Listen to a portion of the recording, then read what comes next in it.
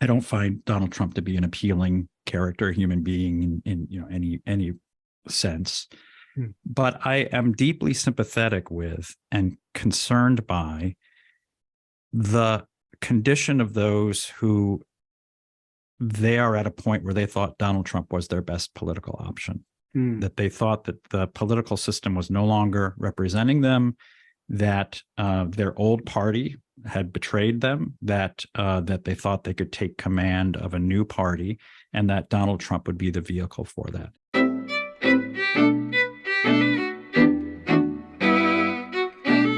Hi, my name is Frank Schaeffer, and this is my podcast, In Conversation with Frank Schaeffer. And this is a live Facebook event. It then goes to YouTube and other places podcasts are seen. And today I have a very interesting person who is my guest, is Professor Patrick Deneen, who is a professor of political science and holds the David A.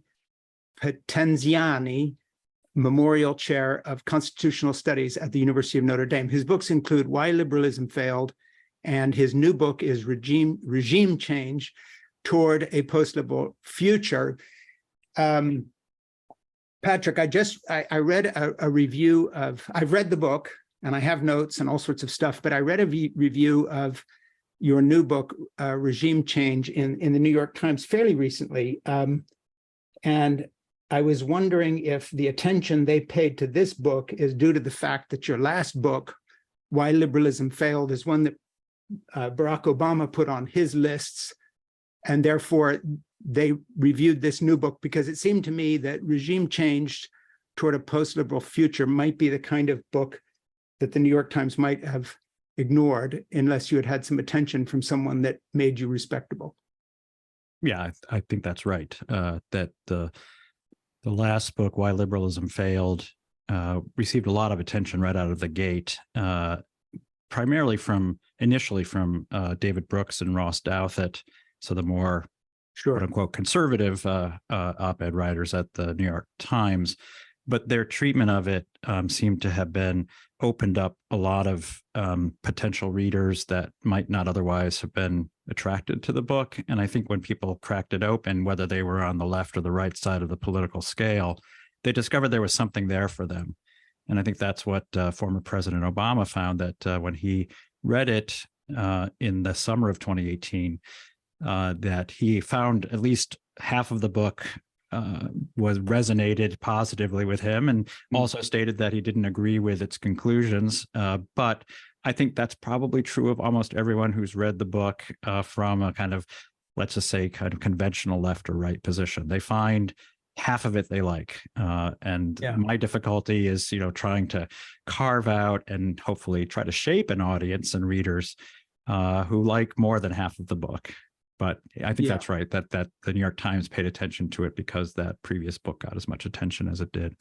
Well, his position, as described by you, is sort of mine on regime change. I like more than half your book, and I have some quotes that I want to read to you, but I don't want to start there on the book. In my conversation, I'm an author myself, and I've written a number of books, some very successful, and others have sunk like stones in a pond, never to be seen again. But in my experience, my own work, fiction or nonfiction, comes from my life, either directly or indirectly. I'm always interested. I believe you're married. You have 3 kids. How old are the children now? Don't ask old father that question. Hey, I'm 71. I'm a grandfather. Their ages change every year, miraculously. But I think it's 29, 26, and 21 is my youngest. Your kids are sort of in the same time frame as mine. Yeah. I just got back from France this summer, where my oldest grandson, because I got my wife, Jeannie, we've been together 53 years, and I got her pregnant when we were 17 and 18, and do the math. So, of course, parents in parks now pushing perambulators always look to me like grandparents, because people are putting it off longer. Yeah. Well, my oldest son is now engaged. My younger son is married, so they're well on their way to hopefully perambulators that allow me to take part in that. Yeah, being a grandparent is something I'm looking forward to. Well, Jeannie and I are very fortunate because we have 5 grandchildren. 2 of them grew up in Finland because my daughter married a Finnish American who moved over there for work for 20 years. Now she's back in the States with her kids as he is. But the youngest 3 live across the street. After my son got out of the Marine Corps, having fought in Afghanistan twice and once in Iraq, came back, went to the University of Chicago, married there.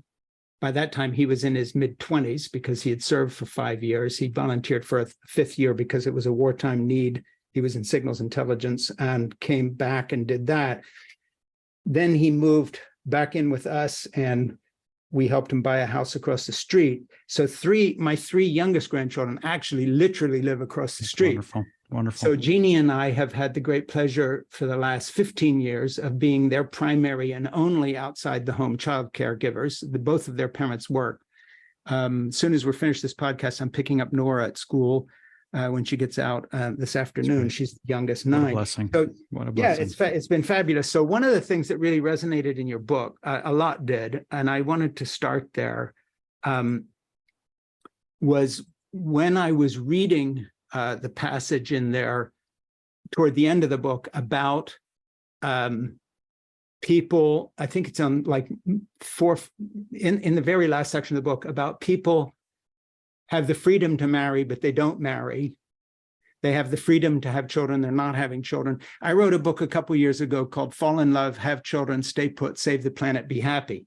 And that book basically did not make the case for a conservative or a liberal position, but essentially that if we're living in a culture that misses the opportunity to cash in on what has persistently in all cultures been the greatest fulfillment and joy of life by either a tremendous dedication to careerism or workism or corporate life, delaying everything, we're into the sort of egg freezing zone and delayed fertility part of our culture, that people are really missing something. And I didn't do it on the basis of principle or politics or a call to revolution, but simply relating the pleasure that Jeannie and I have had in this aspect of our life and the joy that we've gotten from it, including all the struggle and hardship. So, one thing that I was really remarking through your book was that a sort of a subtext of the book is very much set in the context of someone that believes in marriage, but I'm not talking about the institution of, I'm talking about the fulfillment and joy of,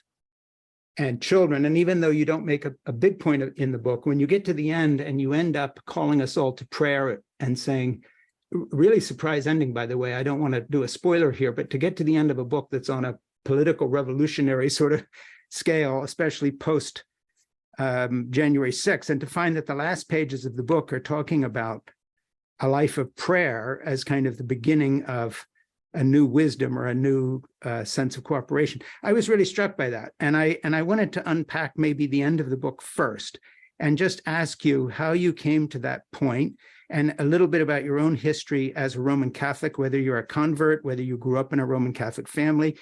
I'd like to sort of get to the background of your Roman Catholicism first and then talk about the ending of the book. I know that's an odd way to start an interview on a book, but that's okay. Where I'm going. No, I mean, the end of the book often tells us what the book was about, although I'm struck. I've done a number of discussions, podcasts about the book with people, and very few people have wanted to talk about that section. So I thank you. I thank you for that, because of course I ended it for a reason, discussing the central role that prayer can and I think ought to play, and not saying it has to be a particular kind of prayer, but that acknowledgement of some kind of debt or gratitude to something outside of ourselves is, as you say, the beginning of wisdom and certainly the beginning of humility.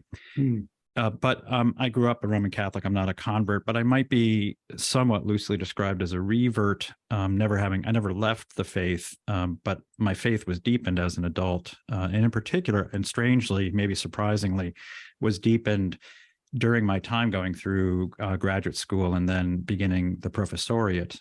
In other words, like a lot of converts, then my adult encounter with the faith was a little bit more intellectual than it was through the sort of more ritual and practice of the faith, which isn't to say it came at the expense of that. But growing up when I did in the late 60s, early 70s, being formed in the faith, that was not a really good time to be catechized in the great intellectual tradition of the church. That was kind of almost seen as an embarrassment. And it was a little bit, sort of, it was moving in the direction of guitars and bongos and feel good about things. And it was really only as kind of somebody who was developing as an academic and an intellectual that I encountered the great authors of the tradition, Augustine, Aquinas, Dante, and so forth, whom had been largely unknown to me, even as a Catholic growing up in those times. So my own deeper encounter with the faith came about, oddly enough, through the course, especially intellectual formation, through which many people lose their faith, right? It's actually often people who are more educated from a Catholic tradition who say, well, I can't believe in all that baloney anymore. And for me, it was this kind of, wow, I can't believe they withheld all of this from me when I was growing up. So I've really, I've been a practicing and I think deeply shaped by this kind of deepening of my faith through my adult years, although really what it has done is confirmed to me also things that I deeply valued about my upbringing in New England and aspects of that you'd be familiar with, the importance of community and neighborhood and home and family and so forth. Well, speaking of New England, whereabouts did you grow up? So I grew up, my dad was one of those many mid-level insurance men in Hartford, Connecticut. I grew up north of Hartford in Windsor, Connecticut. Claims to be the oldest town in Connecticut. I know exactly where it is. Yeah. I drive through. My daughter lives in Connecticut at this time, and I drive down there quite a bit on the way to New York, down 84 and all the rest through Hartford. So it's familiar. I'm north of Boston.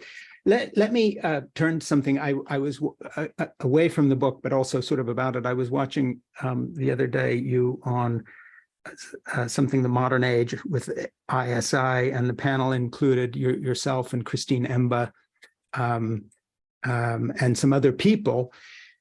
And it was interesting when it was all done, you came across very well. And I was interested that you had a little bit of a conflict with the president, or whatever he's called, of the Heritage Foundation, where he was sort of making somewhat light about, well, I would just drown the government. And you came back rather hard, and you said to him, you can't, I'm a Roman Catholic, I can't talk that way. I mean, I don't want to put words in your mouth, but very much that.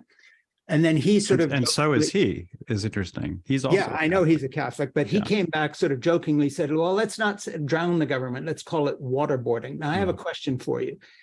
It seemed to me as an observer, having just read your book, so getting to know you only through those pages, but getting to know you a little bit, and then watching you interact with them and with Christine and other people, Christine Emba, that the way he framed his answer and his demeanor in the way he talked in the context of January 6th and Trump was, to put it mildly, a miscalculation, even if you were on his side trying to get the point across. And it seemed to me, I have a long history with neoconservative movement and Catholics and others who I was working with when I was very much in the evangelical mode. And so I go back with people like Bill Buckley, who I used to have coffee and tea with when he'd come over and visit my dad in Chezier, Switzerland, when Bill was living in Gstaad in the summers. And then I knew Archbishop Fulton Sheen when I was a young nepotistic sidekick to my dad, and so forth and so on. Richard John Newhouse asked me to write a couple articles for First Things when he was just starting it. Norm Potteritz funded an event with my mother at Lincoln Center, believe it or not, to launch a book of hers called On Music. I had all that interchange with them. A friend of mine was Jack Kemp, who wrote a foreword to a book of mine when I was back in the evangelical mold called Is Capitalism Christian? I was very much in all that. One thing that I've noted, forget that I've left that movement and am considered a sort of a liberal activist now, but one thing I've noted is that I try to explain to people, such as my producer, Ernie, who's a little bit younger and comes from a different background, or others, that the conservatism I grew up with would not have driven me away, if I could put it that way. And having left the conservative, I guess, movement, and maybe conservative is the wrong word, because of the work I did with people like Pat Robertson on the 700 Club, who asked me to be on his board, by the way, which was remarkable since I was in my 20s. And the only reason he wanted me is because of my dad's name. And I knew Oral Roberts, and I actually spoke at Jerry Falwell's church a couple of times. I kind of started moving away from the movement because of the ugliness of the evangelical right and the big time American God business that really turned me off. That was the beginning of asking questions that in the end led to a real loss of faith. When I read your book, not only do I feel I know you, but seeing you in action in that exchange, you know, I told Ernie, my producer here, I said, listen, you know, if I was stuck on a desert island, the only two people out of that crowd I'd take with me is Patrick Deneen and Christine Emba, because we wouldn't all kill each other. And I know I've given a rambling thing, and I'm not trying to put you on the spot, but I noticed at that gathering, here you've written a political book in this context. I don't think the word Trump was mentioned. Like, was that an elephant in the room that you decided at the beginning, we don't want to go there because it'll distract from what you're talking about? Or in your circle today, and is this something we just don't talk about because it's embarrassing, or we're quietly rooting for anybody on the Republican side? And this is not a loaded question. I'm asking you the way I would my friend Jack Kemp if he was still alive, and just say, hey, Jack, what do you make of all this? Or for that matter, Richard John Newhouse, what's going on, Richard? Yeah, well, I can't answer for Richard. Well, I'm putting you on the spot. Yeah, you're filling in for the ghosts of all the good Sure. people I've known over the years who were conservative.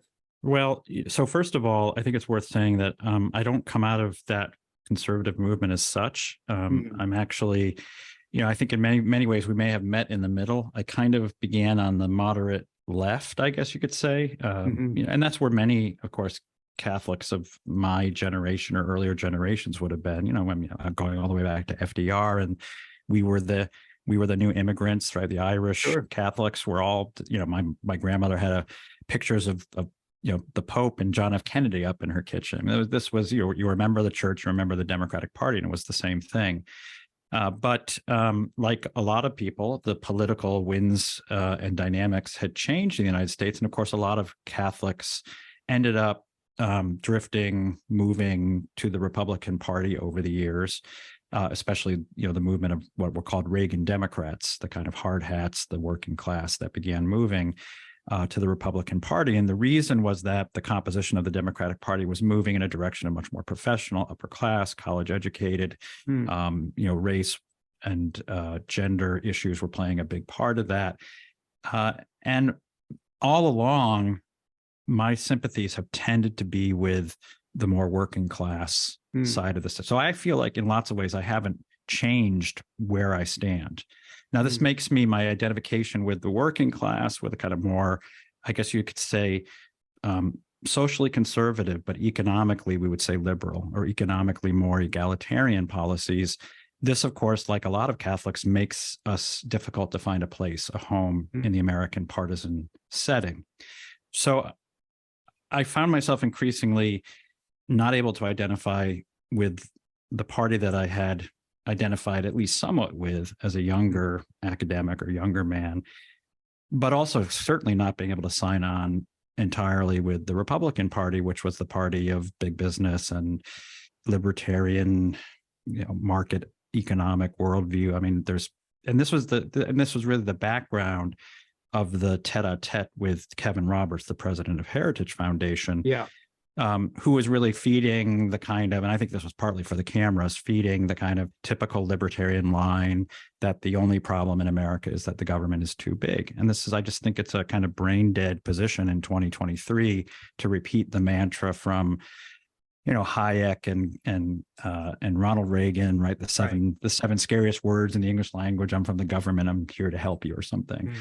I just think this is idiotic, especially at a time when the working class is suffering mightily as a result of a lot of really bad policies that have come out of both of the parties, but which seems to me that there's a place for good policy to help redress this. And so to have the president of the Heritage Foundation make this statement, just to begin with, like, the first thing I want to say is we have to kill the government. I just found that to be just kind of again, just kind of this brain dead zombie Reaganism Yeah. that I don't even think he believes anymore. I mean, the Heritage Foundation is kind of changing a bit to reflect where the more working class support of the Republican Party is now coming from. So that's just by way of background. Let me just briefly just address, I think, the question that underlie your question, which is sort of what do we do with Trump in all of this? And my take, and why I don't spend time discussing Trump. That book is called Regime Change. It's a title that's meant to provoke and be provocative.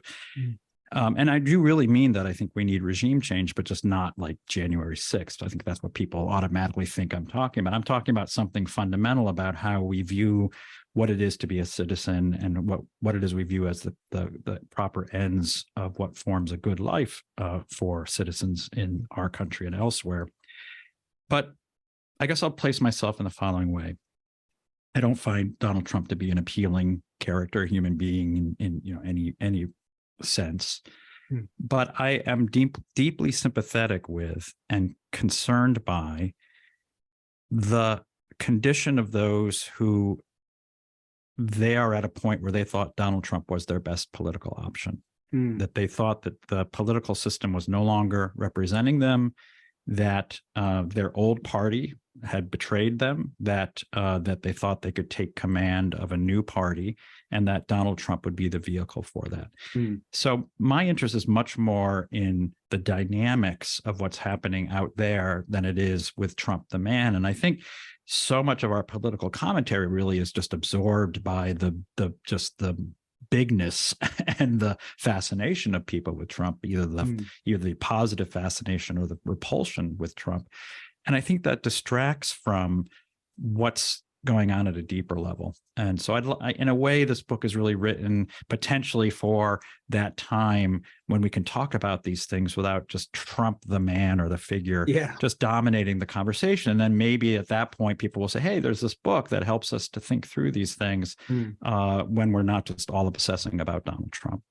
Yeah, I'm talking with Patrick Deneen. This is Frank Schaeffer. This is In Conversation with Frank Schaeffer. If you like it, please like it in the online sense of doing whatever you do to share or whatever.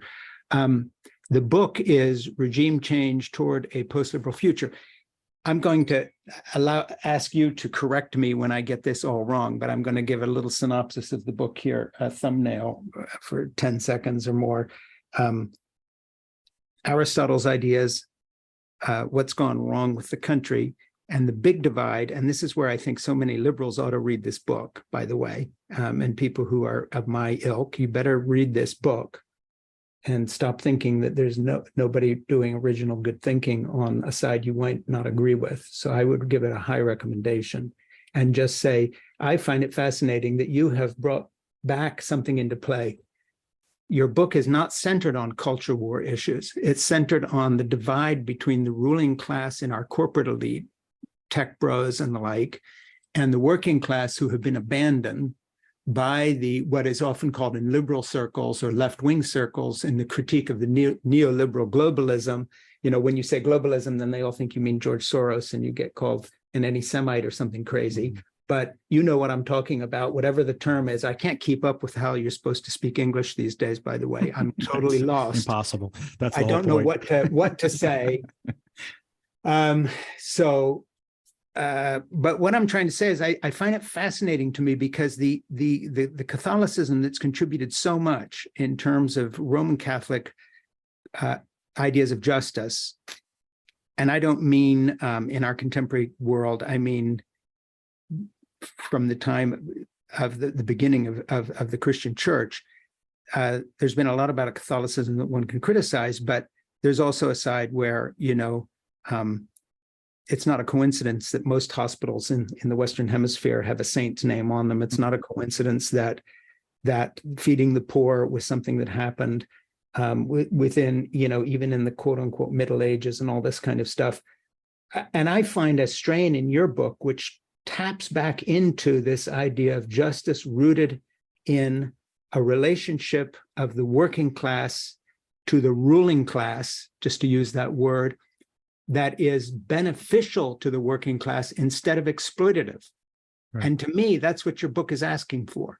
Right. It's telling the ruling class, don't exploit our teenagers by hooking them on their iPhone. Rather, how can you help them live a better, fuller life by designing your algorithms deliberately to take them somewhere better than weight loss and anorexia and whatever else mental illness you're indulging. Same with the, porn being the new sex education, gratis of Google search engines that will take you wherever you want to go when you're 11 years old. I love this challenge to corporate America, which is the new ruling class, even more than government, I think, to say that, covering yourself with virtue by having an inclusive policy in your, when it comes to HR or whatever, is not going to do it when you're doing such harm to ordinary people. And as long as you root your argument in that, I think it taps into the best of what Catholicism offers. So I hope, I know you've done something original in the titling, but when I was reading your book, I said, no, this ties into a Catholicism with which I am familiar. And I'll give you one example and then I'll quit talking. This summer, I was at my grandson's wedding in France in a little French village. And then Jeannie and I, my wife and I, took a couple of days to relax after doing all the wedding stuff. And we went down to Stresa in Italy, on Lago Maggiore, and the Isola Bella and all those islands are the Borromeo Islands because the Borromeo family owns them all, and they lease to fishermen, restaurants, tourists, and so forth. And it is a patronage that has, everybody loves the Borromeo family on the islands they own because I know this sounds very paternalistic, but they have taken care of their people since the 14th century. And so they're still in business and they still own the islands. And I was, and of course, each island has a church on it. And in each church is, and this is the ludicrous side, are big statues of their bishops and their one guy, they had a pope and I forget what, like the Medici did and so forth. But I was walking around the Isola Bella and the palace and their gardens. And I said to Jeannie, there's something wrong with this because this is a public garden, but it feels like a private home. And then I got to know a little more about the Borromeos, and they have that sense of the common good you call for. It's not a money-making thing. It's because we have this privilege and we share it. And I know, again, this language is very politically incorrect, with the common people. But everybody in that environment is doing better because of what they do. And to me, that was, when I read your book, I was thinking, yeah, this is kind of what he's talking about, is something that the Borromeos achieved on those little Borromeo Islands in Lago Maggiore since the 14th century. And for some reason, emotionally, I connected while reading your book with that in terms of the common good. And I know that's been a long rambling thing, but I'd like you to go anywhere you want. Sure. Yeah. No, I mean, you're absolutely right that this is really the central theme of the book, is trying to think through what, since time immemorial, political philosophers. So to your audience, I'm by training a political theorist, a political philosopher. My teaching and my writing is really on sort of highfalutin, often obscure texts and authors. Aristotle's not that obscure, but not everybody's reading Aristotle these days. And in reading and continuously teaching these texts through the past couple of years, certainly since 2016 with Brexit and Donald Trump's election, the theme or thread that really came out to me in teaching and reading these texts is how much these authors recognize that maybe the defining feature and problem of every society is the division between the many and the few. Yeah. Typically the many poor and the few wealthy. That's not necessarily the only dividing line, but it tends to be pretty universal. And then the question becomes, how does one prevent that from becoming either a condition of outright tyranny or despotism of one group over another group, and it can go either way, or a condition of civil war? And these are the questions, the pressing questions that we are confronted by, but it struck me is that we're not answering them with any of the degree of seriousness and responsibility that these thinkers of centuries earlier were doing. And that's partly because we're all caught up in the partisan divide that arises from this division. And so we want our team to win. We want team elite or team populism to win. And what the argument of these classical authors is that it's actually a terrible thing if one side wins. It's actually bad for your social and political order if one side wins, because it probably means you're entering into you probably are going to only do that through a civil war or anarchy. And you're probably only going to do it if despotism is the result. And so what's the alternative? And in this tradition, the argument is that there has to be a kind of friendship, a kind of an alliance that arises between these naturally divisive forces in society. And it does call upon deep reservoirs of what you're describing, a kind of sense of responsibility. It used to be called noblesse oblige. I know that's another politically incorrect set of French words, but it is this sense of responsibility that the ruling class, those with privilege and advantage, have toward those who are in less advantaged positions. And this is not just, and I think the way in which we typically think of this today is that, well, we need to have relative degree of economic fairness. And I think that's deeply Catholic. It's built into Catholic social teaching. Economic fairness is there from the beginning of Catholic social thought with De Rerum Novarum and Pope Leo XIII in 1893. But it's also about the kind of widespread distribution of social goods or social utilities. And we were talking about some of those earlier. Is it as plausible and feasible for people on the lower end of both the economic income as well as sort of the status scale to marry and to form families and to have children and to raise them well and to have the expectation that they will do well and become good, virtuous human beings? And all of the data, all of the findings runs in the opposite direction. The less privileged you are today economically, the less likely you are to have those kinds of social goods. The conservatives today, so-called, spend a lot of time talking about the breakdown of family and marriage and children in the next generation. The progressives on the left side of the political spectrum talks about the unfairness of the economic system. And my book is really an argument to say a really good, responsible ruling class is going to seek the way that these two things are actually linked and connected. And these two things go together. They can't be separated. The good human life requires both forms of relative decent economic flourishing, not that everyone has to be the same, we never will be, but also attention to having a kind of society that allows people and indeed encourages people to form the kinds of bonds and relationships that allow us to have what you were describing, that sense of meaning and flourishing and sense of well-being, and that one has lived a good life, that one can look back on and feel like I've done well. Yeah, and I really like that aspect of your book. I think it's so important for people on the left to understand that leftist elitism in our culture, let alone leftist elitism in the Chinese Communist Party, North Korea, Stalin, Russia, the residual elitism that, in Putin's mobster, cable of people and so forth. But leftist elitism in our own culture has not actually reached out to help anybody in the working class. And I think that this weird switch where the Republicans, I'm 71 and I've been involved in politics since I was about 16 and traveling with my dad in America when he was speaking at Christian colleges. My ears have been open. And, the Republicans were always accused of sort of what Episcopalians were accused of, the Republican Party at prayer. It was always the rich guys, the white people with the fancy cars, that kind, the corporate person. And the fact that the Republican Party is becoming the party of the working class now, at least that's what the tacticians would hope, and the working class apparently who backs Trump feels. And that the Democrats represent corporate America at a very high level of elitism and increasingly intolerant thinking when it comes to any divergence. We talk about woke students in colleges, but that's nothing compared to corporate cancel culture if you run afoul of, their policy in what they're doing.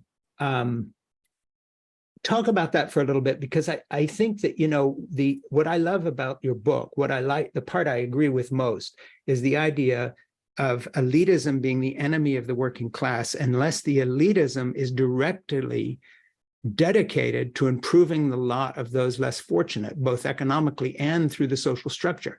And I think, you bring this out, but it's something I've thought about too, the irony of the sexual revolution being blessed, as it were, by the academic community at one point. And now it turns out that the sort of university culture of professors and the kind of people who have university educations, they go off at some point and get married and have kids.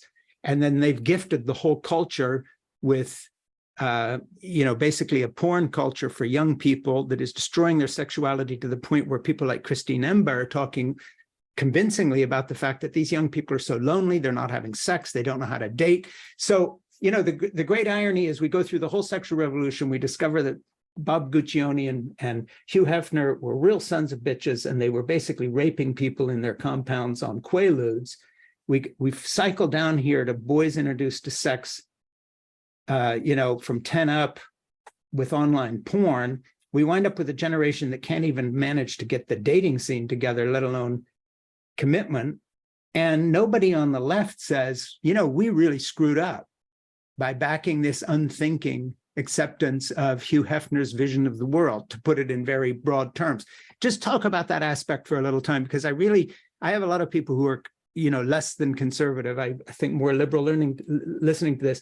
And I really feel that the left did tremendous damage in accepting the sexual revolution. And I'll just say one more thing. I think they accepted it because they thought they were getting away from the teachings of Christianity that they found oppressive. Mm-hmm. But what they did not understand, that if you read, for instance, the book by Elizabeth Marshall Thomas on her 2 years spent in the Kalahari Desert with hunter-gatherers, you found people whose community went back 80,000 years, speaking of ancient churches, and without any religion whatsoever, but just the pressures of evolution, they were in committed relationships, having children, taking care of each other, or you didn't survive. Evolution was teaching the same thing that Jesus taught, if you want to put it that way. And I know I've thrown a lot out there, but I just feel there's been a real betrayal of the human experience by the left in this country when it comes to human relationships. Just that. Forget everything else for a minute. Just that. Talk about it. Well, sure. So the book that I wrote that preceded this book, and of which this is a kind of follow-up book, was called "Why Liberalism Failed," and that book, as we were saying earlier, received a lot of attention and divided the readership with half supporting half of the book, as mentioned before, and half supporting the other half of the book. And the reason is that I indict this book as really a critique, not of the left or of the right, but of the philosophy of liberalism. And by liberalism, what I mean is a philosophy that has at its core a belief that the human life is best when we are free of any kind of unchosen obligation to any other human being.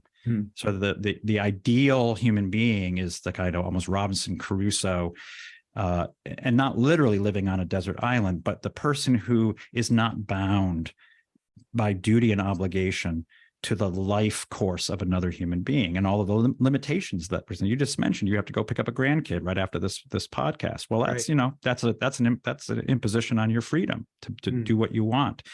And of course, you could say that what liberalism began as was a kind of reaction, and in many ways, an understandable reaction to a world that bound us together and very tightly. Right? This is the theme of Alexis de Tocqueville's great book, Democracy in America. Yeah, which you talk about quite a bit in the new book. Of course, as well. Yeah, he's like my main guy. Yeah, and Tocqueville describes basically his world, the aristocratic world that preceded the French Revolution, as one of very thick and binding ties. He describes it as a chain that that bound all of the people together, from peasant to king and from king to god, that this was the great chain of being, in which one knew one's place and one was bound to and by one's place, literally in a place, in a location, but also by one's birth and by one's bonds. One was defined by one's inheritance, in a sense. So that liberalism, certainly as it proceeds through the last several hundred years, last several centuries, is you could say, the reaction against this, that the more we are freed from those unchosen ties and bonds, the more we realize what our genuine, authentic humanity is. And you could say that we are now at the other end of a kind of political and social revolution, which is now at a point of extreme, no less than what the aristocratic world that was being rebelled against, one in which we are completely freed from each other. And the last book was really an argument that this is not just a left-right phenomena. In fact, the two parties, what we've thought about as the kind of mainstream parties are really just advancing two sides of this liberal worldview. Yeah. The right is advancing a kind of libertarianism, the idea of the unencumbered free chooser within the marketplace. And that's kind of the world you grew up in.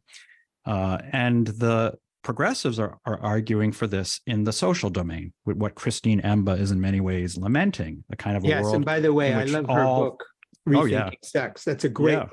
It is, but she's growing up in this world without any kind of guidelines or boundaries or instruction or any kind of advice for how one navigates a normless, borderless sexual world. And that's turns out that's kind of as inhuman and dehumanizing as a world that's too bound by strictures and what petticoats you have to wear and so forth. So the left, it seems to me, has been traditionally the party of egalitarianism. But this libertarian commitment that has become dominant, especially on the most progressive side of the left, runs counter to that egalitarianism. It runs counter to it because what it says is that the person who can survive and thrive best in a boundaryless world, well, that's a person who's individually strong, who's able to kind of make it on their own, who doesn't need the kind of old-fashioned strictures. That's the person we want to liberate. That's the person who deserves kind of status in our society. And that became more and more the agenda of the left that reshapes the universities. What are the universities? The universities become places that prepare, especially the elite universities, become places that prepare you to sort of thrive in this boundaryless, borderless world of norms, but also literally boundaries and borders. And the result is you have a kind of schizophrenia on the left. On the one hand, it remains at least nominally still committed to egalitarianism.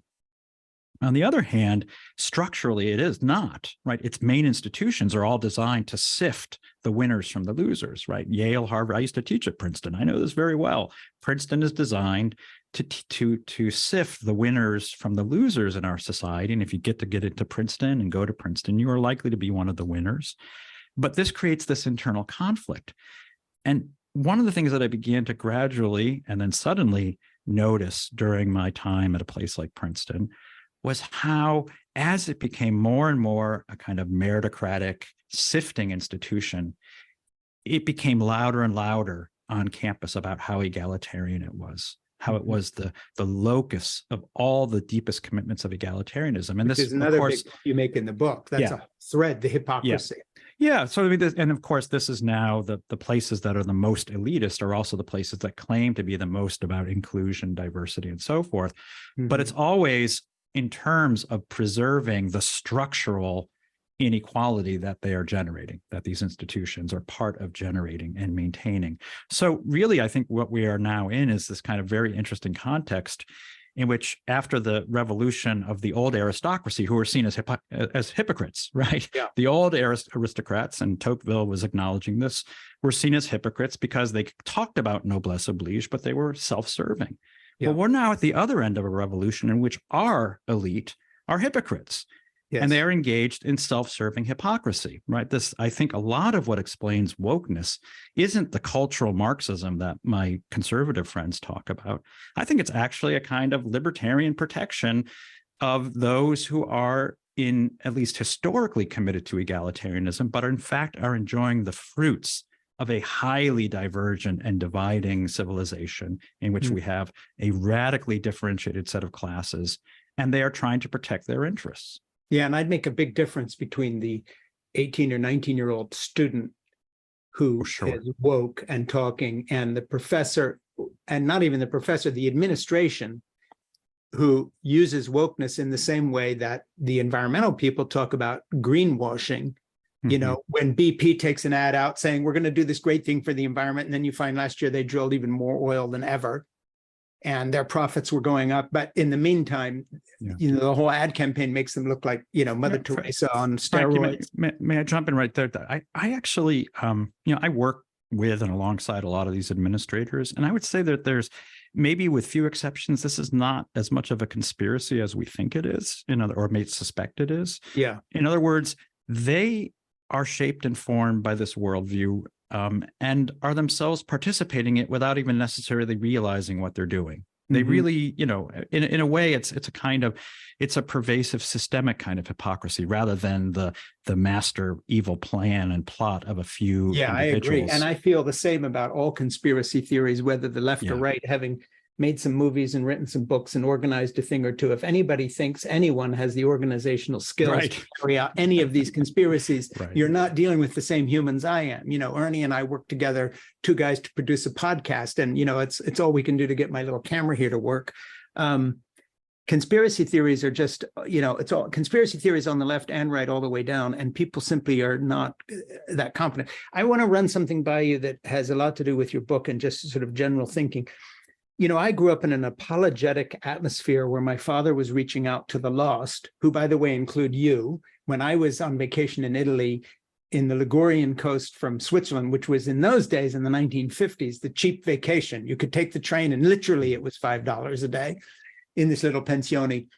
I would get in trouble if I would go into a church, Roman Catholic church, and my dad would catch me taking the holy water, making a cross, and sometimes lighting a candle, because it was less of a religion. It wasn't a rebellion. I just was into the whole atmosphere.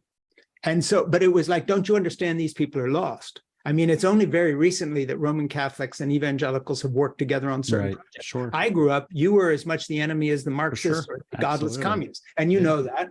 Yes. But, my view is that my dad's apologetic view is completely wrong, because his basic claim was that Christianity gave us a sort of an enlightened civilization, and without the teachings of Jesus and the Bible, we would all be barbarians and monsters. And I want to go back to Elizabeth Marshall Thomas's book, The Old Way, which is a loving portrayal of these people in the Kalahari. And by the way, when you read her, she's so critical of the academic elite as what liberal, right, left. It really is not part of our time. She's just talking about her father founded Raytheon, and he took 2 years off, and he took her at age 19. She went till 21, living with people who had never had contact with outside folks. And later, the whole situation was ruined by the apartheid state that came in and stole their land in Namibia and all the rest of it. But at the time she was there, when I was reading the book, I kept wanting to read passages out loud to my dad, who died in 1984, and say, Dad, what about this? Unless you think Elizabeth Marshall Thomas is lying, these people were basically living a virtuous, cooperative, family-based, value-based life. They'd never heard of Jesus or any Western or Eastern or any other religion. They had vague notions about creators somewhere, but far from my dad's apologetic view, which was, look, it's sort of after us, the deluge. If we let this go, then what is the purpose and meaning of life? And how will we stop people from doing terrible things unless we have this belief system? Then, why were these people in the Kalahari cooperating for 80,000 years, where you could have small groups of people that survived precisely because they might as well have been living according to the Beatitudes? They took care of each other, and they even had resolved many male-female conflicts in terms of women having power, the distribution of food, and the meat that the hunters brought in. And I just have a real question for people on, this has nothing to do with the left or right, but this idea that somehow, we are heading for moral chaos unless there is a unified religious belief system, because I think that the belief system comes after evolution. Evolution teaches you are your brother's keeper, because if you're not, you're all gone. You're going to die. Cooperation and the survival of the friendliest is the only reason you and I are having this discussion. Somebody cared enough to take care of us in prehistory before there was any religion or even written word, or we wouldn't be here. And I don't know, is that BS? Am I just dreaming and trying to justify my loss of faith? Or do you think there's anything in what I'm saying about the inherent nature of how we evolved to treat each other? Well, I would agree with you that we can see a lot of evidence of good social and political order outside of the Christian West. And of course, we can see a lot of evidence of bad political and social order within the Christian West and its history. So that's not necessarily Christianity is not, some kind of independent factor of civilization versus non-civilization. That said, I would say that, I'm of the position, maybe somewhere between you and your father, that Christianity has been a distinctive contribution to the history and civilization of the world. precisely because the way that it introduces a concept of human dignity that one finds rarely in other civilizations, that certainly many other pre-modern civilizations had no concept of the idea of human dignity. And so, a child whom one didn't want to keep was simply exposed on a hillside. That's the beginning of Oedipus Rex, is the idea that, okay, this child has a defect, well, we're going to just expose it on the hillside. And Christians are the first Western peoples that we know of who say, well, a child is created in the image of likeness of God, and we don't put our children to death, even if they're, have a physical malformation or mental deficiency or whatever it might be. So I think Christianity, both for good and ill, but in many cases for good, has been the inheritance of the West, and it has been an organizing feature and principle of our civilization. So what you're proposing, and I think this really is something that we do and we need to think about, is it possible to have a civilization? Is it possible to have a nation? Is it possible to have something beyond a nation, a kind of worldview, something that animated Europe, that isn't at some level in which we don't share some kind of deep, subterranean, unstated set of principles or agreements? And I'm not as confident as you might be, or at least seem to me to be, that that's a real prospect. I'm not sure I'm right about this at all. I look, and I'm not saying that it has to be this or that form of Christianity. It may not be Christianity, but I don't think any functioning civilization can exist and persist over time without that. And I think that's in some ways what we're in the midst of fighting. It's not like a normal election cycle or a normal political moment. A normal political moment in a lot of ways is when you have that subterranean agreement, and then you can have lots of disagreements at the kind of at the level above that. I think right now what we're in the midst of is deep disagreements over whether or not we can agree on anything at the subterranean level, whether it's necessary to agree on something at the subterranean level. And I'm skeptical that you can have a going civilization without there being something there. And I would hope that it's actually something good that we share. What do you think that the Romans had, when they both were a nation, an empire that enslaved people, but also would allow you to become a citizen and have the full rights of citizenship up to emperorship, no matter what the color of your skin or where you were from. Right. And they're building these incredible cities in the North African deserts and so forth. What did they do to persist for 1,000 years and both be tyrants and awful and terrible, murdering, genocidal maniacs and enslavers, but on the other hand, this idea of equality and citizenship that was all part of the Roman genius, that, will kill you all, but if you go along with this, you can actually be a citizen and maybe your grandchild will be emperor. Right. I mean, what was that all about? Because that seems to be another pattern, another alternative to what you're saying. Well, in Rome, it really is very much on many of our minds, because it does seem to be such a pattern and an example that has preceded us that might foreshadow, where America and more broadly the West is headed.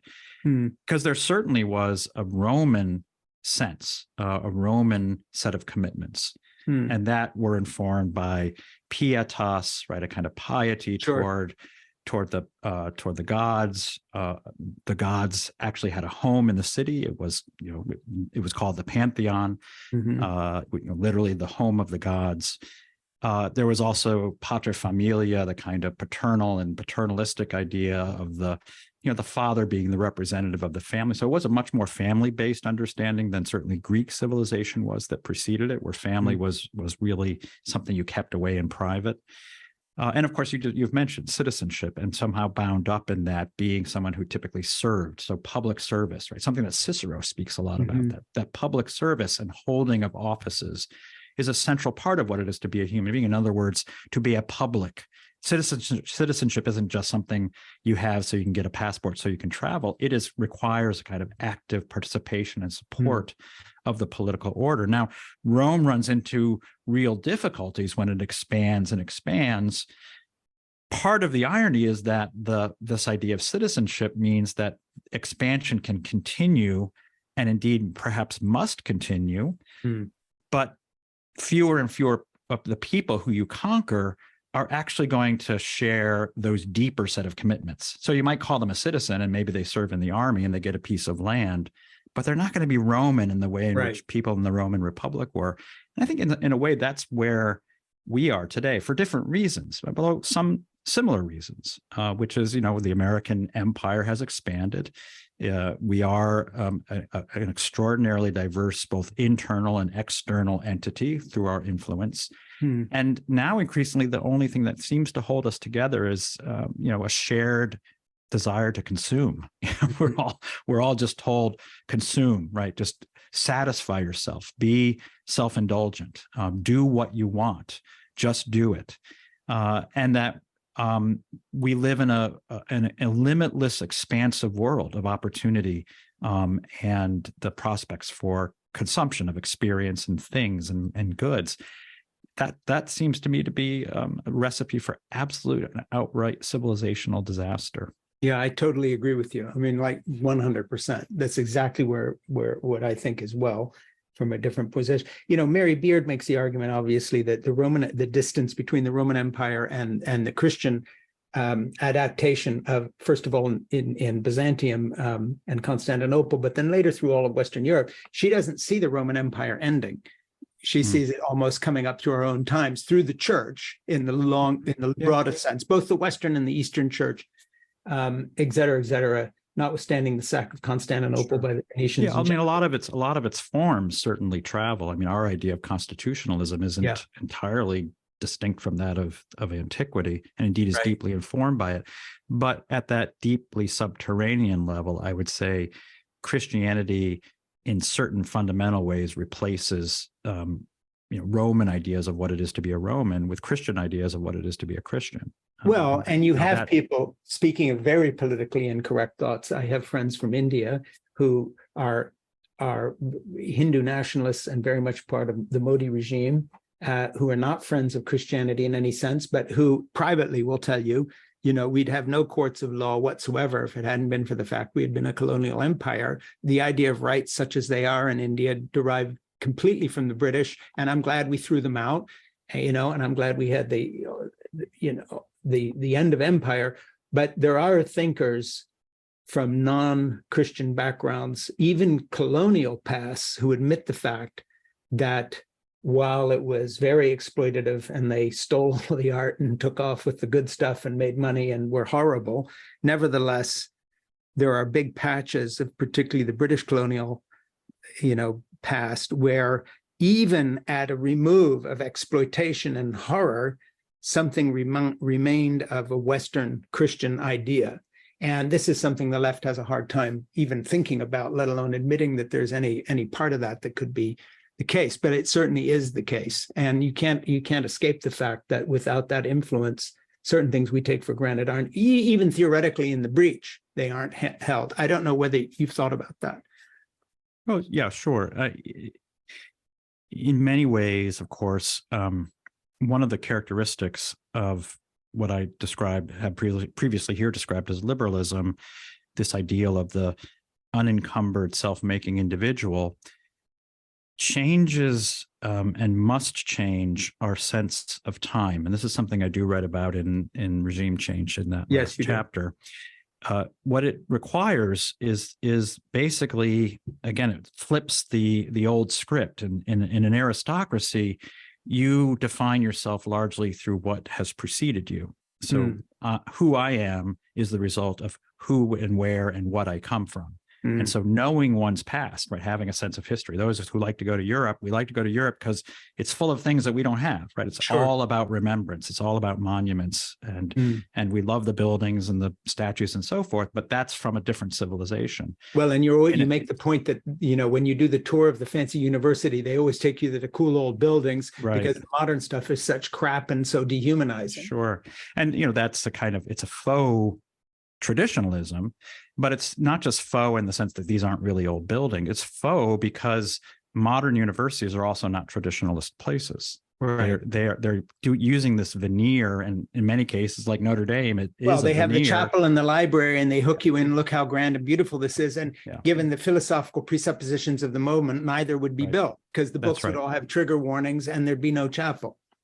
Yeah. So, and as a result of this change, the switch, it means that we really cut ourselves off from the past. And the things that in some ways, the most modern people in many ways valorize. Today we hear a lot in response to, 6th of January, or in response to the Trump presidency, or what you will, the invocations of old-fashioned language like rule of law, constitutionalism, et cetera, et cetera.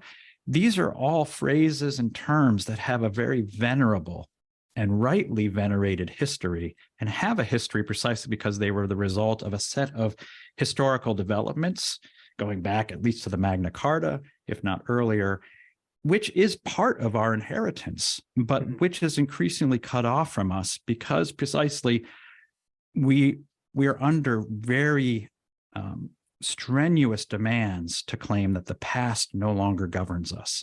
And yet, if we are not appreciative heirs of an inheritance that includes things like the rule of law and constitutionalism, then we are liable to lose them even as we invoke the empty shells of what those things once meant.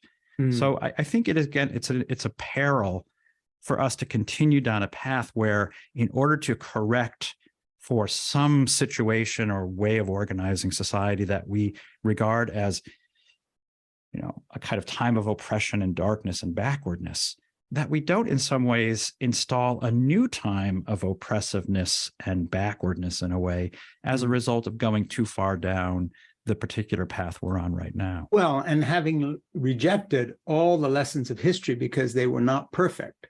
Right. And so basically, we talk about Jefferson being a slaveholder, but of course, in that same time frame, you had Abigail Adams and Adams himself, who were writing letters to Jefferson saying, you're doing the wrong thing. So there was a consciousness in that moment we now reject wholesale as hypocritical because they're slaveholders talking about freedom, but there was a witness to a better way, even in the midst of what would be considered our darkest chapter. And so, of course, it's so ridiculous to just write the whole thing off and say we can't learn anything from it. And there's nothing to build on there because it wasn't perfect, it was evil, it was horrible, and so forth. And I just think, I don't know if that's the disease of the left or whether that's just how human beings are, this sort of false hope that we can always start from scratch and it'll be better.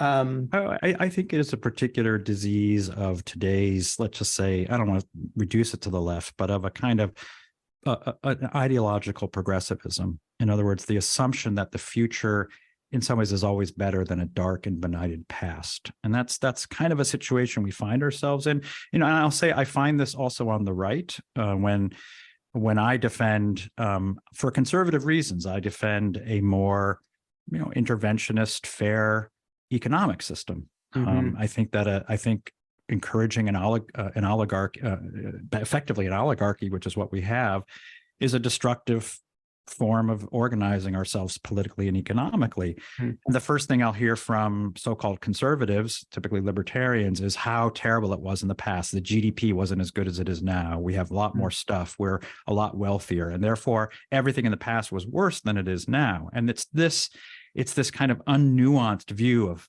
the past was this time of darkness and badness, whether it's because of social reasons for the left or because of economic reasons for the right. This is just a remarkably, it seems to me, just an ignorant and kind of blinkered view that requires subtlety and requires the ability to think and to evaluate and to, what Christopher Lasch in his great book, The True and Only Progress, he distinguished when thinking about the past, we can either see the past through nostalgia or memory. And nostalgia is kind of the curse of the kind of more traditional right. And we can see the future through the lens of hope or optimism. Optimism tends to be the view of the more, ideological left. And what he encouraged was kind of a combination of memory and hope, a kind of a more humble view toward the past and the future that allows us to see them more realistically for what they are and what they're likely to be, for the mixed reality that faces us both behind us and ahead of us, but allows us for that reason to be connected to the goods of the past and to anticipate the potential faults of the future as well as the faults now. Yeah, and not embrace the future as in, when you think of everything moves faster these days. It took the hippies a long time to go to Wall Street, before they cut their hair and changed their ideology. But these days, you have the tech bros who 30 seconds ago were going to save the human race. And now everybody says you're destroying us. I know that's glib. But I have a question for you. How do we take what you're saying in your book? And we're going to wrap this up in a minute. So this is sort of a way to close this discussion until next time. I hope there's a next time. But how do we take what you're saying in your book about understanding that there's always a power structure? That in that sense, even when you call it democracy, then the president still has a motorcade, bureaucrats still have power, corporations have power that the ordinary folks don't. So let's not pretend we can get to a totally egalitarian system. That said, how do we inspire an elite to actually act on the basis of the common good in a way that, with compassion and understanding and truthfulness and a lack of hypocrisy, deals with true glaring issues such as what Christine Emba talks about on the stage with you there, in terms of racism, in terms of women. I mean, let's just take one example. This scandalous situation that right-wing Republicans, are on the side of life, and yet they have not driven the debate on allowing women to do here what my daughter did in Finland, which was to stay home with 80% pay so she could be with her babies for a year each time they were born. I'm with you. I think that is like one of the most conservative policies you could imagine. That's what I think. Yeah. And I think the same thing, by the way, about a living minimum wage. And that's why I had this little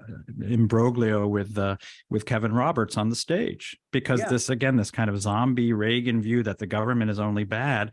Well, if you really care about things you call family values, maybe in today's world, simply saying people have a right to have a family is not tantamount to them being able to have a family. Yeah, I think the same thing. And I think that there's so many issues like that where the idea that we can never have any interventionist policy that actually helps anybody, that everybody's on their own, and it is so not conservative in my point of view. You have to come up with new terminology. And I wonder, as a last thought, how would you apply the book if you could just push a button?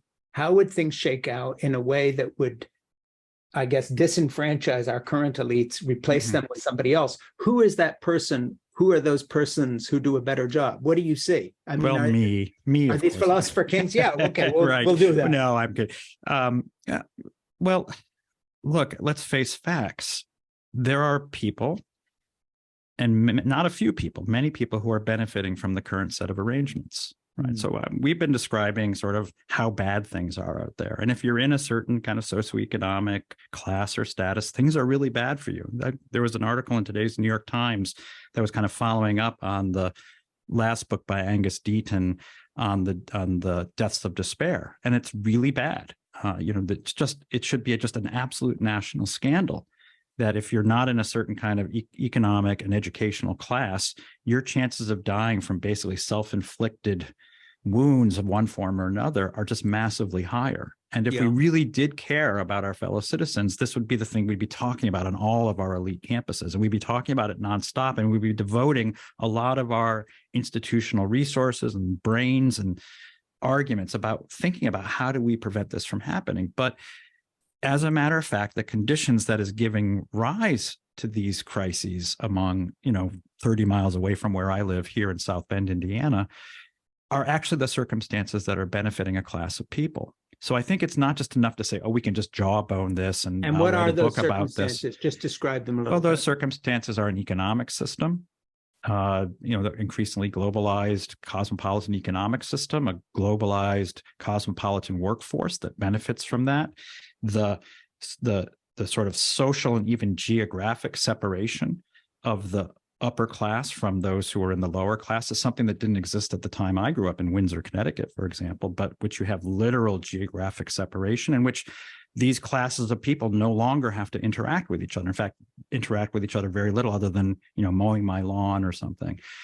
So I think what we have to face is it's not just a matter of goodwill, it's actually entrenched interests. And entrenched interests have very powerful incentives not to change things, and indeed to give the appearance of changing things while actually leaving the structures in place. So my book ends by arguing that we actually need probably the exercise of real political power from the bottom up. And that means some kind of a populism. And, populism is not a left or right phenomenon. Right now, we think it's a right phenomenon. But what we should notice is that even Trump, even the Trumpist thing, had a dimension of economic populism. Sure. Right? It was talking about trying to build up a kind of manufacturing base, and he wasn't going after entitlements. He wasn't anti-Social Security, right? He wanted to draw down a bit on the American imperial military project. So, put some of those arguments into the mouth and persona of someone who's actually responsible and able to make these arguments in a coherent and functioning way. I think it's a very powerful set of arguments. And one of two things happens, it seems to me. If it's politically potent, the elite will shift to conform more to that position because they won't want to lose their positions. They won't want to lose their status. And so they'll, slowly but surely shift their views to conform to where the kind of political power is. Or the other option is you just drive them out.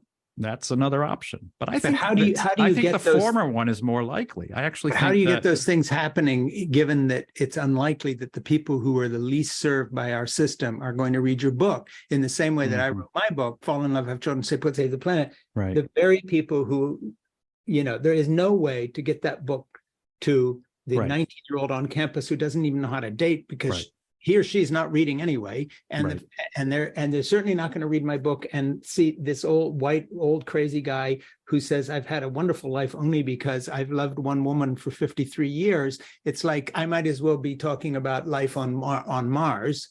There's no connection. And how do you make any connection with your book? Who's going to read your book that's going to do anything useful? Well, so all of these kind of populist movements, they typically run out of steam or will fall flat unless ultimately they have some kind of I talk about them. I use a lot of Marxist phraseology in this book, which really has angered many of my right-wing friends. But unless they're willing to become traitors to their class, right? And this is just old-fashioned Marxism, which is that you're going to need figures like a Lenin, or you're going to need people who come out of a world of education and understanding, who are able to give voice to and articulate these sets of concerns and to kind of rally people. Now, there's always a danger here, right? Because the person who's able to do that is also someone who's very liable and very possible that they become a demagogue. This is always the danger of the person who riles up the populist sentiments. But, we could look back to, I look back to the American Revolution as a good example of an elite, a leadership class that sought regime change and did so in a kind of prudent and moderate way. That, when we revere our founding fathers, they were the revolutionaries. They were seeking regime change. We often think of them, they were the founders of a political order, but they were also engaged in a kind of revolutionary movement, and they were the elites.